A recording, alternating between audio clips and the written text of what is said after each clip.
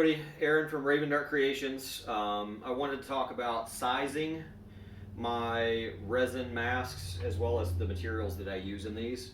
I chose 65D from Smooth On, which is a really good impact resistant resin.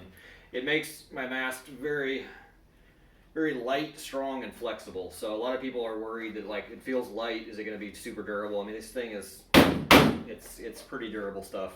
You can flex it, smack it. Don't do that once it's painted, please. But besides that, it's really just awesome material. So one thing I wanted to go over was sizing. Everybody's got a different, shaped and sized head. So this mask fits a broad number of people pretty well. But occasionally I do get somebody that I fit a guy that was like 6'6", 350 pounds, like an actual just giant, and he needed it stretched out. So we just heated it up on the inside, which I'll show you here in a second.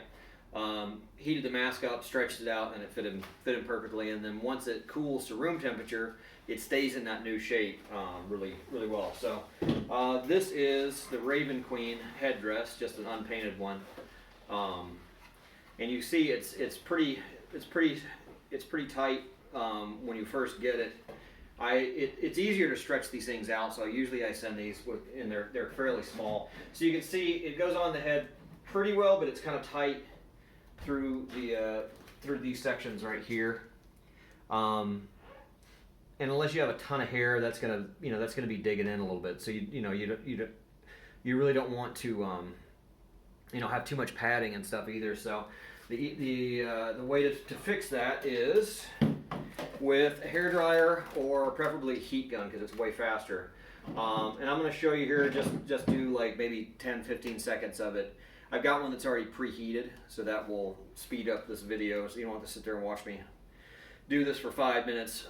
The goal is to gently and evenly heat up the area that you want to stretch. So for this mask, it's going to be mainly the sides, the side chunks here and here, but also if this is, if you try it on and this is kind of digging in a little bit, you can heat that up as well, and it'll become flexible. And then I'll show you how to fit it to yourself or to a head form if you have one laying around, which most people don't. So just basically, we'll pretend this is a person you're doing this on. So we take the heat gun, and I use a fairly high heat on this. I think it's like 700 degrees or something like that. And what I want to do, I don't want to sit and just hold it in place, because this stuff will burn. If you start smelling any kind of burning, like chemically type smell, you're probably sitting on one place too long. So what you want to do is just, like I said, gently heat it in the areas you want to stretch. So I don't have to do the entire mask or the entire headpiece. I just need to hit the areas where it's tight. So for this, and you want to go a little higher than the section just to give it some flex up there. And you just keep the gun moving. Just make sure you're not letting it set on anything. And after a few minutes, it will become flexible, and you can, it'll actually, it's kind of started to harden a little bit, but you can see it flexes really easily. And this has been sitting for a few minutes while we were setting all this up. It's still warm. So what I would do, if you're doing it on yourself especially, put a towel, where you can still see if you're going to sit and watch TV or something like that. But just kind of get it positioned and get it where you want it, and you're done. You just have to sit and watch TV and that kind of thing now.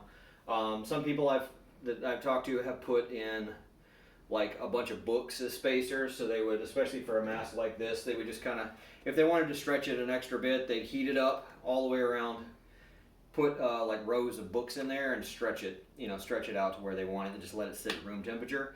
And this stuff will remember that new shape, basically. So that's all you have to do is heat it up and pop it on. I like to have the towel also because it gives me a little extra clearance, so that it fits really well. If you have a ton of hair, that'll act as cushion too. But the other thing is, if the mask is hot, you want to have the towel to kind of insulate to prevent yourself from getting burned too. So don't heat the resin up a ton and just smack it right on your skin, because you could burn yourself. So be careful with that. Another trick to speed the process up if you don't want to sit around is turning a can of like dust off or freeze. You turn it upside down, and you can hit it with the compressed air upside down, and it's freeze spray basically. So that'll cool the mask off really, really fast, and you won't have to sit around as long. So it works on headdresses, these masks. My Krampus mask is another one that it works on. My new demon mask. Basically, most of the masks that I design, I want to have it where you can flex the thing out if you need to accommodate everybody's head size. And for people that have really, really narrow faces, you can do the opposite and compress it in and shrink it a bit too. So I love the material. It's really good to work with. Very, very durable. And yeah, that's it. If you have any questions, you can reach me by email or on Etsy or Facebook or Instagram. Thanks a lot. Bye.